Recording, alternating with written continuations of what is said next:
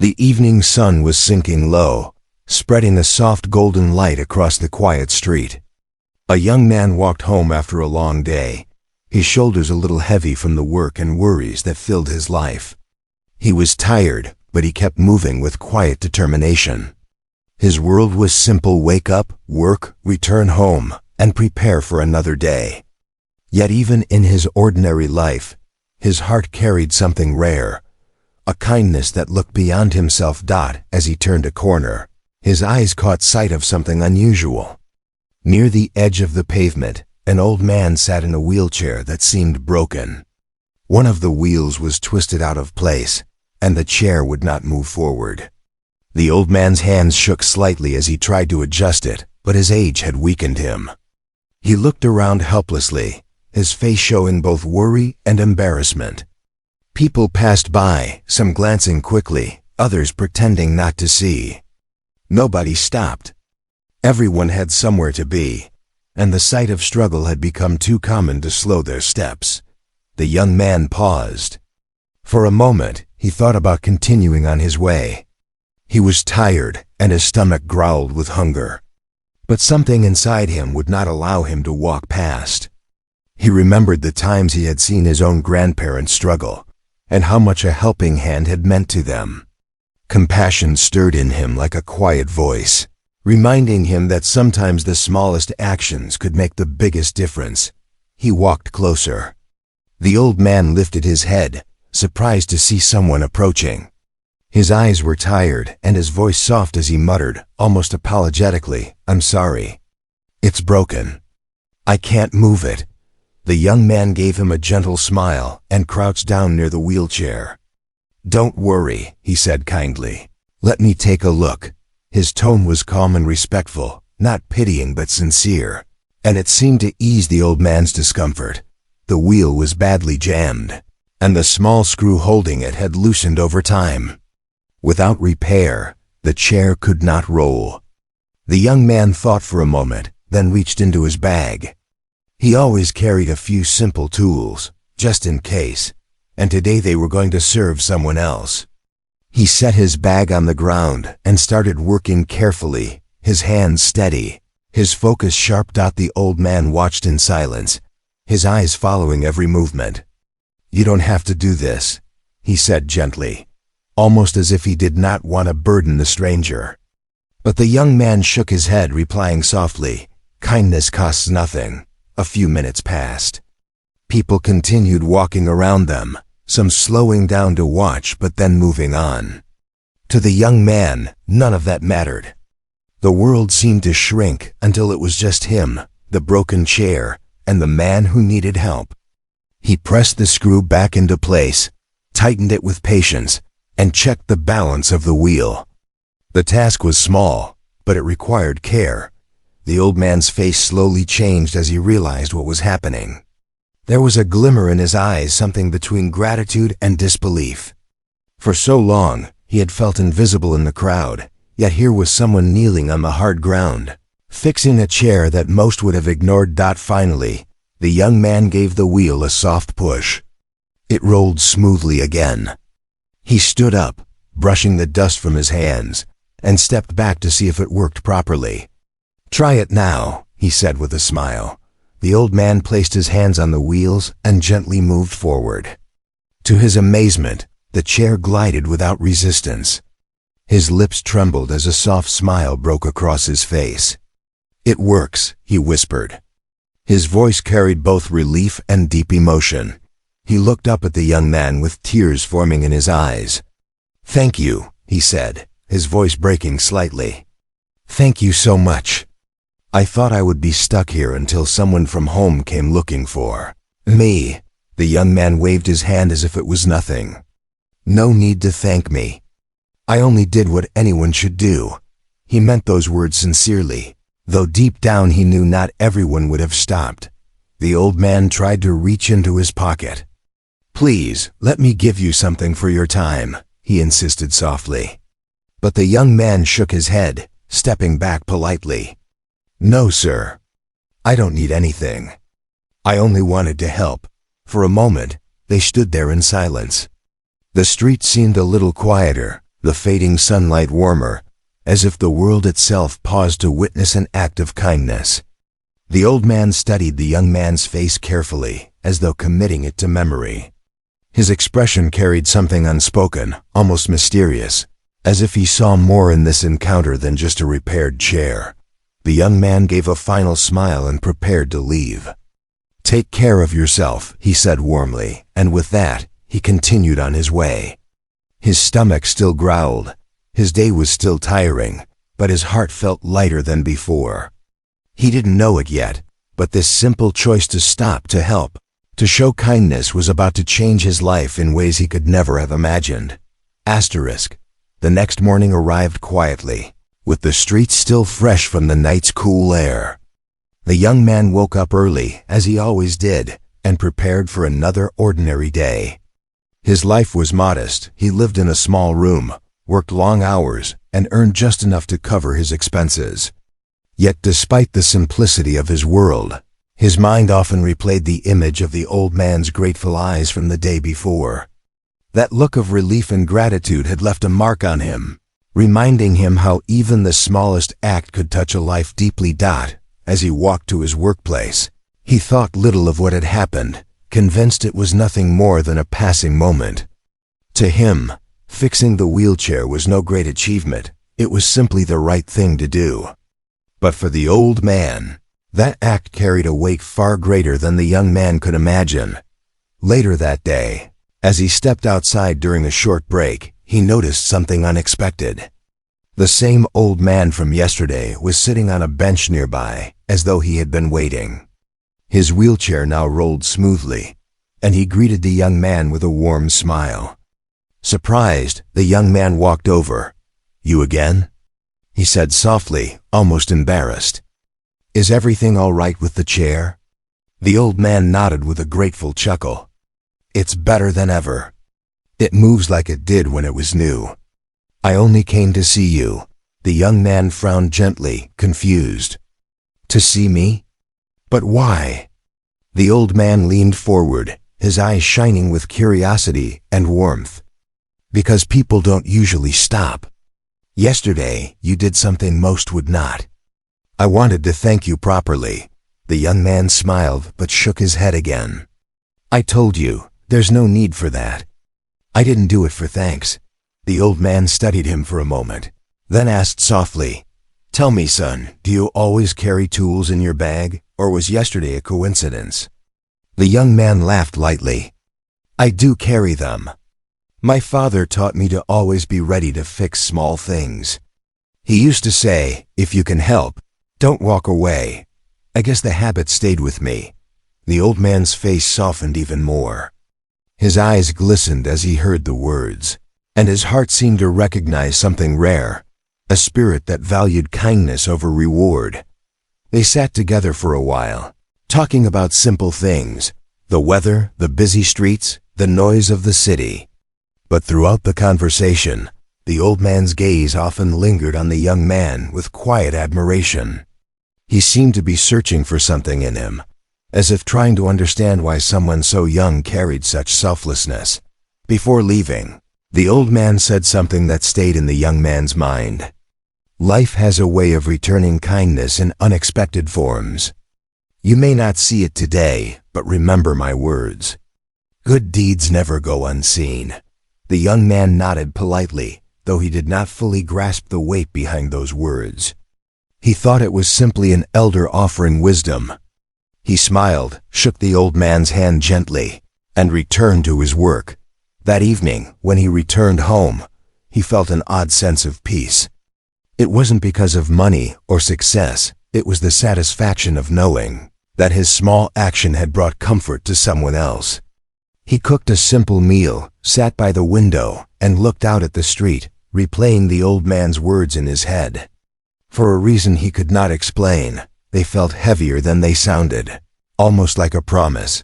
Days passed, and the young man carried on with his usual routine. Life for him was often a struggle, filled with bills, deadlines, and silent worries about the future. Yet he never complained. He had grown used to walking through challenges quietly, believing that hard work and honesty were enough to keep him going. But even in his quiet struggles, he never lost his willingness to help others, no matter how small the gesture. One evening, after another long shift, he was heading home when he heard a faint voice calling his name. He turned, surprised, and saw the old man again. This time, the old man looked more determined than before. "Please," he said kindly, "I want you to come with me tomorrow. There's something I wish to show you." The young man hesitated. "Show me? But why me?" The old man smiled knowingly, his eyes carrying a secret the young man could not yet see. "Because not everyone deserves to see it. You do." The young man felt a mix of curiosity and hesitation. He did not know what the old man meant, but there was something sincere in his voice that made it hard to refuse. After a pause, he nodded slowly. "All right. Tomorrow, then." The old man's smile deepened, almost as if a hidden plan was moving closer to being revealed. "Tomorrow," he said softly, before wheeling himself away into the night. As the young man walked home, his mind kept replaying the words, "You do."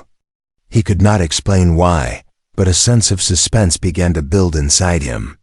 He didn't know it yet, but the simple kindness he had offered was leading him into a world he never expected to see. Asterisk. The next day arrived with a mixture of calm and quiet anticipation. The young man woke earlier than usual, wondering why he had agreed to meet the old man. It wasn't like him to make time for strangers. His life was already full of responsibilities and work. Yet there was something about the old man's words, something that felt different. The way he had said, "You do," kept echoing in his head like a mystery that begged to be solved. He went through his morning as he always did, dressing in his simple clothes and grabbing a quick meal before heading out. But this time, instead of going to work, he walked toward the meeting place the old man had mentioned. His steps were steady, though his mind was restless. What could an old man in a wheelchair possibly want to show him? When he arrived, the old man was already waiting, sitting under the shade of a large tree near the quiet part of town. His wheelchair looked polished, rolling smoothly as he turned toward the young man with a smile. "You came," the old man said warmly. "I wasn't sure if you would." The young man nodded, his curiosity outweighing his doubts. "I said I would, so what is it you want to show me?" The old man didn't answer directly. Instead, he gestured for the young man to walk beside him as he rolled his chair forward. They moved together through narrow lanes and open roads, the silence between them filled with unspoken questions. After a while, the old man spoke softly. "Do you know why I was on the street that day with a broken chair?" he asked. The young man glanced at him, unsure. "No, I never thought about it. I only wanted to help."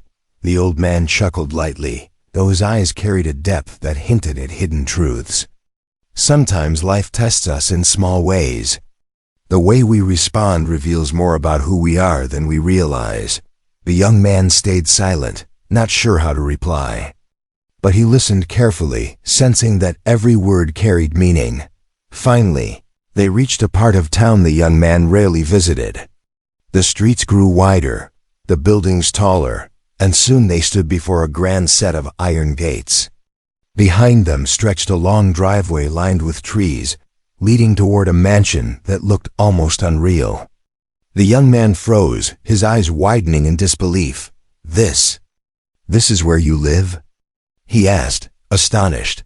The old man smiled quietly, almost as if he had been waiting for this moment. "Yes, this is home," the young man struggled to understand. Yesterday, he had seen a helpless elder sitting in a broken wheelchair, ignored by everyone. Today, that same man was revealing a house larger than anything he had ever dreamed of. The gates opened slowly, and the young man followed as the old man rolled forward. The driveway stretched endlessly, leading them past beautiful gardens, fountains, and carefully tended paths. The mansion loomed ahead, elegant and powerful, its windows glinting in the sunlight. When they entered, the young man's breath caught in his throat. The inside was even more astonishing: marble floors, chandeliers that sparkled like captured stars, and hallways decorated with paintings that looked older than anything he had seen before. Servants moved quietly, bowing respectfully as the old man passed by, their eyes full of reverence that the young man felt small, completely out of place. He whispered nervously, I don't understand. Why did you bring me here?"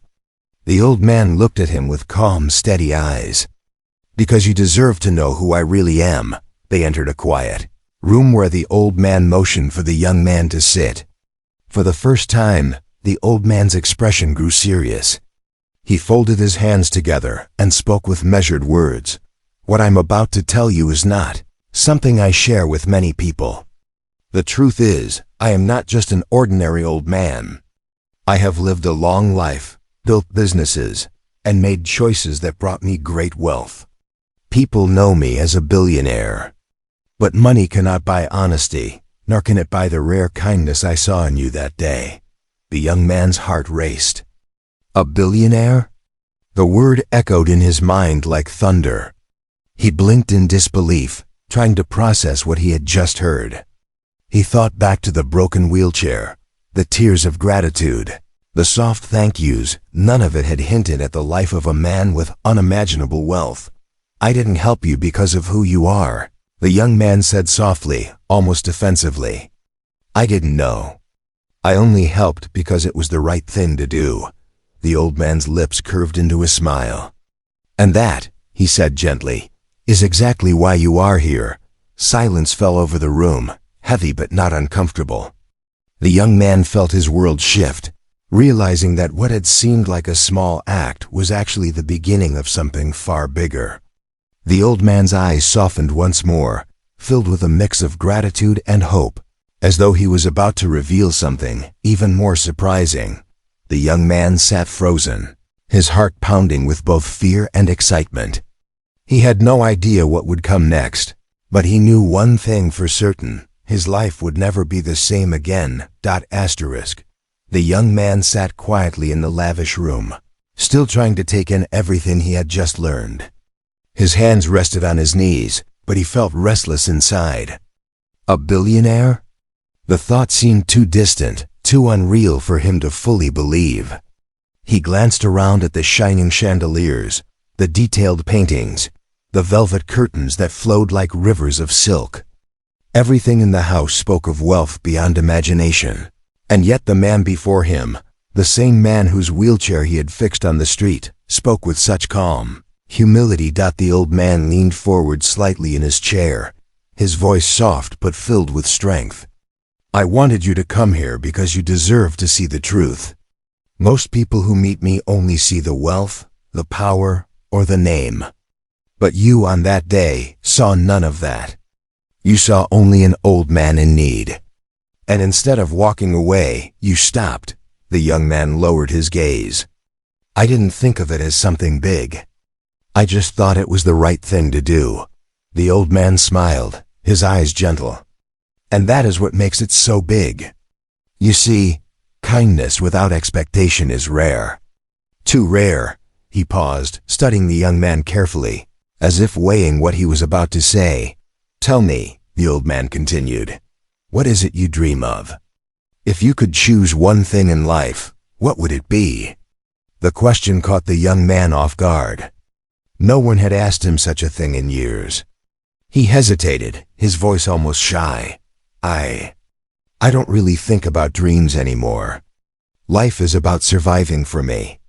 Paying rent, keeping food on the table, making it to the next day. Dreams." He gave a small, almost embarrassed laugh. "Dreams feel too far away for someone like me." The old man's expression softened, sadness flickering in his eyes. "That is exactly what I feared you might say. So many young people lose their dreams because the world convinces them they cannot reach higher." He paused for a long moment before adding, "But sometimes fate places people in each other's path for a reason." The young man shifted uncomfortably in his seat, unsure of what the old man meant. Yet something inside him stirred a feeling that maybe, just maybe, this meeting was about more than gratitude. The old man wheeled himself closer, lowering his voice to a near whisper. "When you fixed my chair, you didn't just repair a wheel. You reminded me of something I had almost forgotten, that genuine kindness still exists. You reminded me that not everyone sees wealth as a reason to act, but humanity as a reason to care. And for that, I owe you more than thanks." The young man frowned slightly, unsure how to respond. "You don't owe me anything," he said softly. "I didn't do it for a reward. And that," the old man said firmly, "is why you are the one I want to help." The room fell into silence. The young man stared at the old man, unsure if he had heard correctly. Help? What could a billionaire possibly mean by that? The old man looked out the large window, his voice thoughtful. "I have spent my life building businesses, gathering wealth, and creating an empire. But wealth means nothing if it dies with me. I have children, but their hearts are different. They grew up in comfort and cannot understand struggle the way you do. They see money as a right, not as a tool to make a difference. I've been searching for someone who carries the values I believe in: honesty, humility, and kindness. Yesterday, I found him." The young man's chest tightened, his heart racing. Was the old man truly talking about him? He almost wanted to laugh at the thought. He was nobody, just a worker, a man who barely made ends meet. And yet, here was someone of unimaginable wealth speaking to him as though he was more than that. "I don't understand," the young man finally whispered. "Why me? You don't even know me." The old man's eyes locked onto his, calm and steady. "I know enough. Sometimes one moment tells you more about a person than years of knowing them. When you bent down to fix my chair, without pride, without hesitation, you showed me who you are. That is worth more than anything." The young man sat frozen, unsure what to say. His mind spun in disbelief, but his heart felt the sincerity in every word. The old man's voice carried no trace of exaggeration or false kindness. It was raw, honest, and deliberate. Then the old man leaned back in his chair, his expression thoughtful but determined. "Tomorrow, I want you to return here. There is something more I want to share with you, something I have not shared with anyone else. It will explain everything." The young man hesitated, but curiosity burned stronger than fear. He nodded slowly. "All right, I'll come." The old man smiled faintly, relief flashing in his eyes. "Good. Then tomorrow you will see the part of my life that no one sees. And perhaps you will understand why I believe meeting you was no accident." As the young man left the mansion that evening, his heart was heavier than before. The old man's words echoed endlessly in his thoughts. He couldn't understand why such a powerful man had chosen him for something so mysterious. Yet deep inside, he knew that his life had already changed. Tomorrow held answers, and perhaps a secret that would rewrite everything he believed about himself. Asterisk. The young man hardly slept that night. He lay in his small room, staring at the ceiling, his mind racing. The old man's words replayed over and over. "You are the one I want to help. Tomorrow you will see the part of my life no one sees." It felt unreal. A billionaire had invited him into a world he had never even dreamed of. And tomorrow was the day he would find out why. When morning came, he dressed with more care than usual. His clothes were simple, but he made sure they were clean and neat. He felt nervous, as though he was stepping into a test he had never prepared for. On his way to the mansion, he kept telling himself not to expect too much. Maybe it was just a kind gesture, a little reward for helping. But deep down, a quiet voice whispered that this was something far greater. At the mansion gates, he was greeted politely and led inside. The old man was waiting for him in the same room as before, but his expression was different now, serious yet peaceful, as though he had made an important decision. "You came," the old man said warmly. "I knew you would," the young man nodded. "I said I would. But I'm still not sure why I'm here." The old man smiled faintly. "Today, you will understand." He motioned for the young man to sit and then spoke slowly, carefully, as if every word mattered. For many years, I built businesses, invested in ideas, and grew my wealth. People know me as successful, but what they don't know is how lonely success can be. When you have money, people treat you differently. They see what you own, not who you are. And often, they want something from you. It has been a long time since someone treated me simply as a man. The young man listened in silence, his heart heavy. He remembered the old man on the street, embarrassed and helpless, ignored by everyone. He hadn't seen a billionaire, then only someone in need. That day, the old man continued, you didn't see wealth or status. You saw a broken chair and a man who needed help. You gave me what money cannot buy: sincere kindness. That is why I brought you here. I want you to know something. I have no interest in leaving behind only money. I want to leave behind values, a legacy built on compassion. And I believe you are the one who can carry that forward. The young man's eyes widened. Me? But I'm nobody. I work, I survive, but I have no influence, no power. Why me? The old man's voice softened. Because you have what money cannot give: a heart that chooses kindness, even when it costs you time and effort. That is worth more than any fortune. I want to support you, to give you the chance to live a life where your goodness can grow instead of being crushed by hardship. The young man sat frozen, unsure if he should believe what he was hearing. Support me? What do you mean? The old man wheeled closer, his gaze steady. I mean, I want to invest in you. Tell me your dream, whatever it is. Education, a business, helping others, I will make it possible. You gave me something priceless that day. Let me return it. The young man's throat tightened, emotions rising.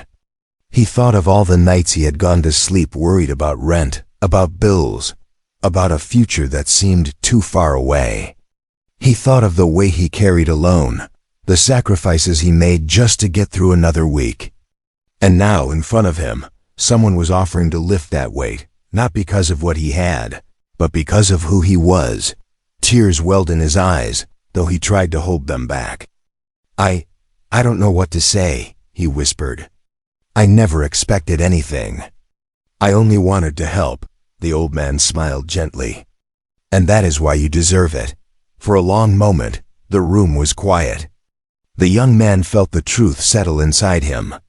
His act of kindness, something he had thought of as small and ordinary, had changed the course of his life. The old man had seen in him what the world often overlooked, that genuine compassion is the rarest kind of wealth. As they talked more, the old man began to outline what he wanted to do. He offered to cover the young man's education if he wished to study, or to fund a small business if he wished to build one.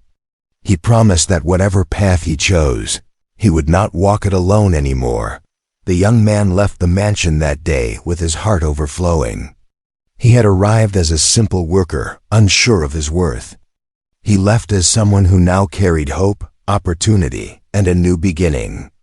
On the way home, he thought about how one small decision, to stop for a stranger, to fix a broken wheel, had led to everything. Life, he realized, was unpredictable. You never know when a moment of kindness might open a door you never imagined. That day, he understood the old man's words clearly. Good deeds never go unseen.